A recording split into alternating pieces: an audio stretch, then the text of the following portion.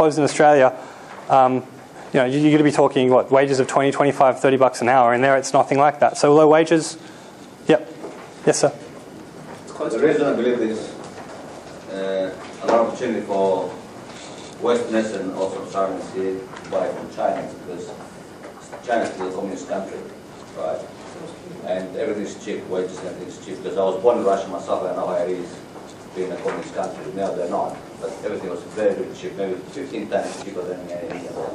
15 times cheaper, yep. And the wages obviously and the food and everything is cheap. So. Okay, but besides cheap prices, any other reason why you want to be in this business?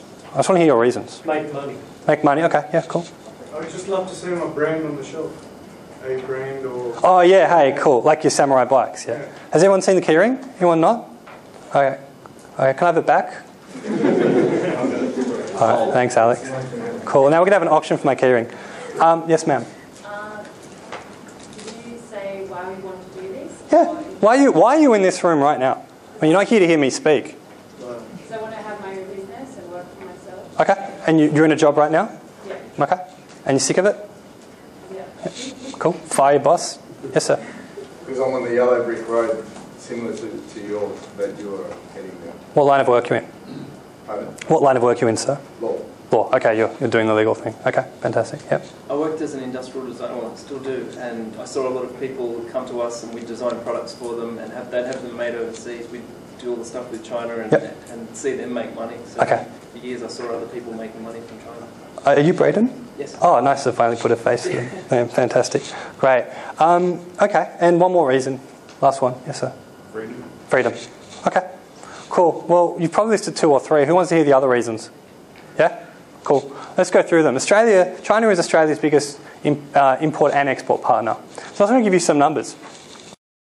The reason why, and you'll probably figure it out in this slide if you haven't already, we're not the Nigerian import formula.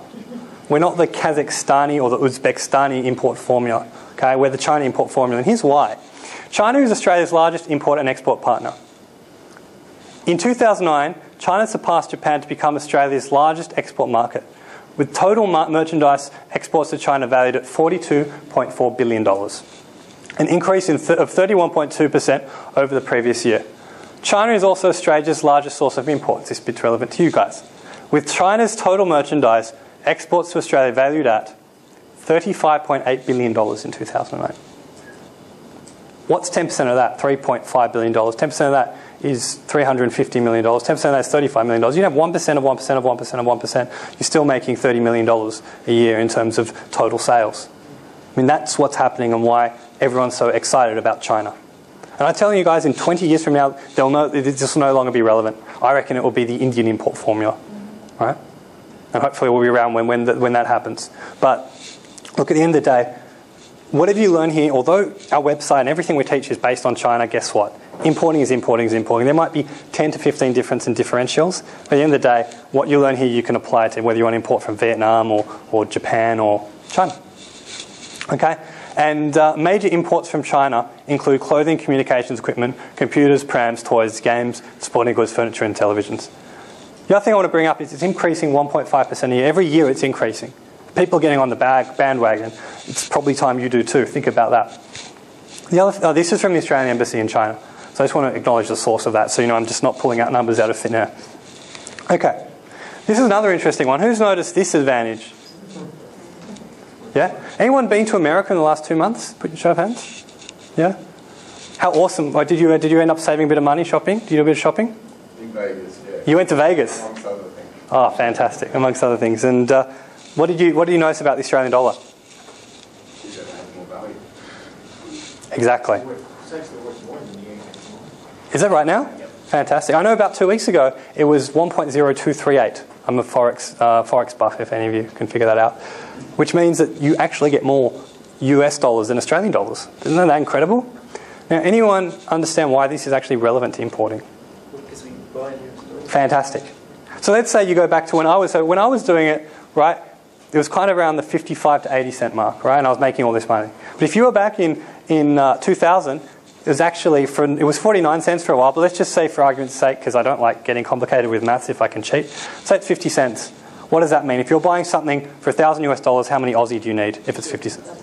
2,000. Okay. And how much do you need now? $998 apparently.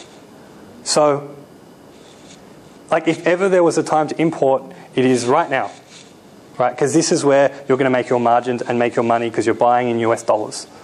Okay, and most of the raw materials and the steel and a lot of those things that go into your production are in US dollars, and the other stuff like Chinese labor is in Chinese yuan, but that's cheap as anyway. So, I mean, the question is, I don't know how long this is going to happen. I don't know whether the economy in America is going to increase, right? But right now, what are you waiting for? This is the best opportunity you have. Third thing is you can leverage your time. This is something I've talked about and I continue to talk about. This is Rory from, what company does Rory work for? McDonald's. Is Rory happy?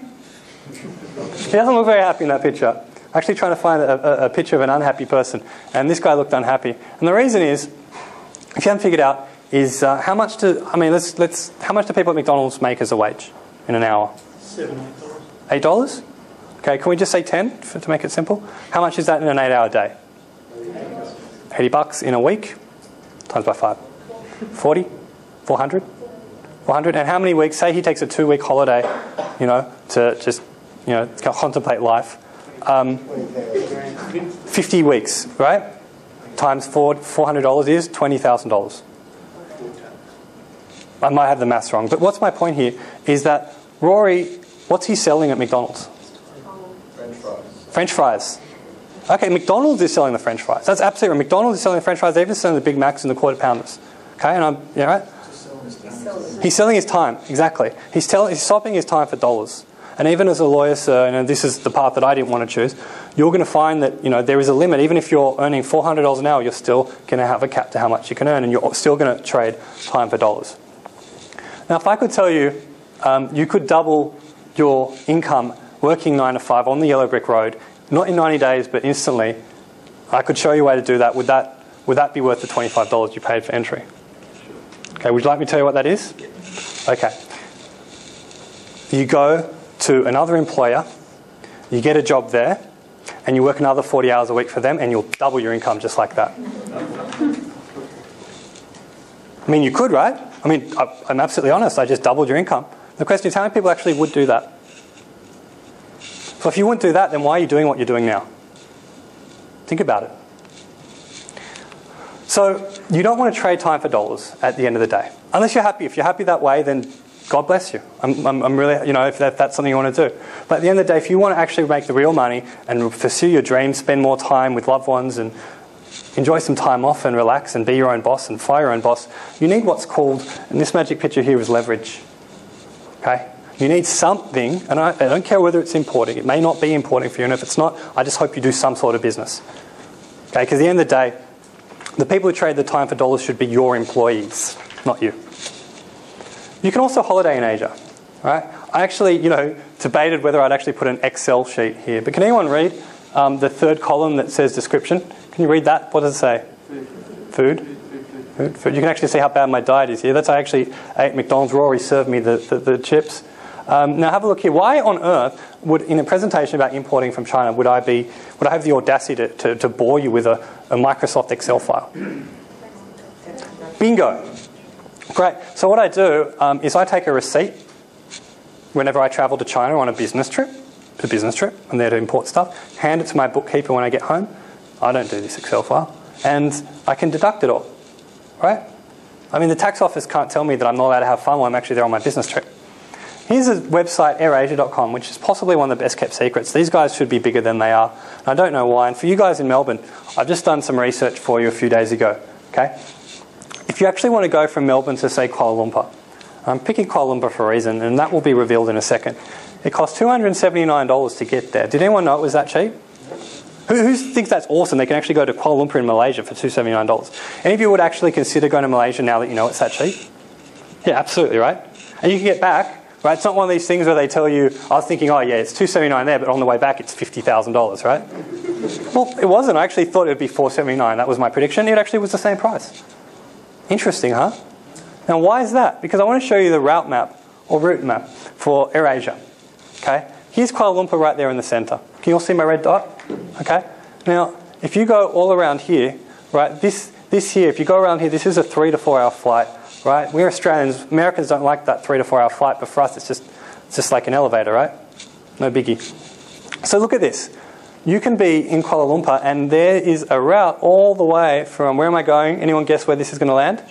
China. In Guangzhou, where the trade fair is. Or Shenzhen, which is the entry into, or Hong Kong, right, for the trade fairs. And these flights are like $200-$300. In fact, you can go to 20 plus Asia cities for under $500 using AirAsia to get to China. Who here is now going to use AirAsia to get to China? Let's see a show of hands. Awesome, right? You guys learning a lot? Let's see a show of hands. You guys getting good value? Yeah, fantastic. So what I want to talk about here is that you can get, for $500, you can go anywhere. And here's the trick, right? If you're going to Kuala Lumpur for your $279 and then to China, well, when you get to Kuala Lumpur, right, which is all the tax deductible portion, can you spend time in Malaysia and enjoy yourself on a holiday? Do you guys know how much it is for a 5-star hotel in Malaysia? Two years ago, it was $70. That's when I went. I stayed at the Concord Hotel for $70. Might be 80 now. Who knows? Right, 5-star. Right, you try that in Europe, you've got a little shoebox. And the other cool thing is that you don't just have to go to Malaysia. You can actually go on a trip to India. Anyone ever wanted to go to India? Right, well, the next time you go to China, and I do this religiously, if I actually go to China on a business trip where I see a factory, I give myself a week or 2 off. You're stupid not to. I mean, you could pay all these prices in Europe, or you've got Asia at your doorstep. You're there anyway. Have a holiday. Things I recommend in China when you actually get there and go. Anyone know where this is? Beijing, the Forbidden City. Absolutely beautiful. That's a picture of Chairman Mao. Say hi to Mao. Hi, Mao. And that there, someone pointed out the back, sir. This is Xi'an, where the terracotta warriors are. Probably one of the coolest things I've ever seen. This king, this emperor, what are they called? They're called emperors in China? This emperor was so obsessed with dying and not having an army in the afterlife, he created a terracotta army of replicas down to every detail of his whole army. I think he killed them after that. I'm not too sure on that.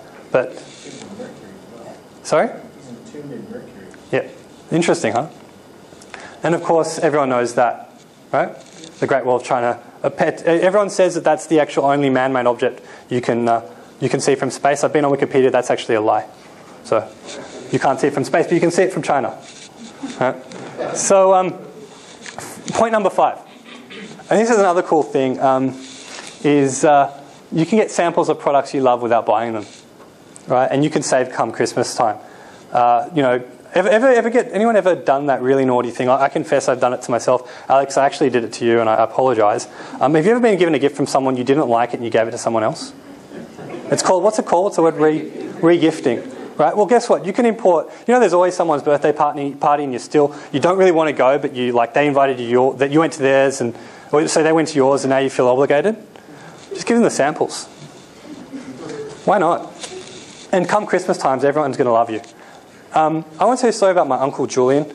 My dad, one of his contacts in China, he was big on actually getting people on the ground in China to do all the research for him and get all the products and import it. He was big on actually having contacts. My uncle Julian was actually Chinese, right? He was in Hong Kong. Probably one of the smartest people you've ever met.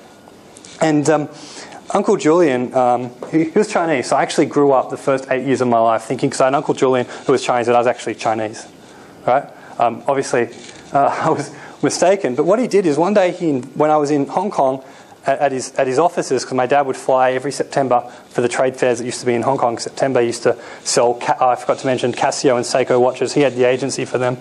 He was being importer of those. You have to imagine, as an 8-year-old kid, I believe at the time, might have been 7, my Uncle Julian says to me, Brendan, I have a toy shop. I'm going to take you into the toy shop and you can pick any toy you want off the shelf. I was like, this is awesome. And we're in his office, right? And he says, look, there's the door. And it's an old, rusty, terrible door. And I just remember, I open it, I walk in, and I just feel the cold air hit me because I was in a room that was quite large. Everyone know that? When you open a large door? And I turn the lights and it just blinks on like one of these halogen lights. So these halogen, fluorescent lights, and suddenly bang, right? I see a room full of shelves with different toys on it, and I could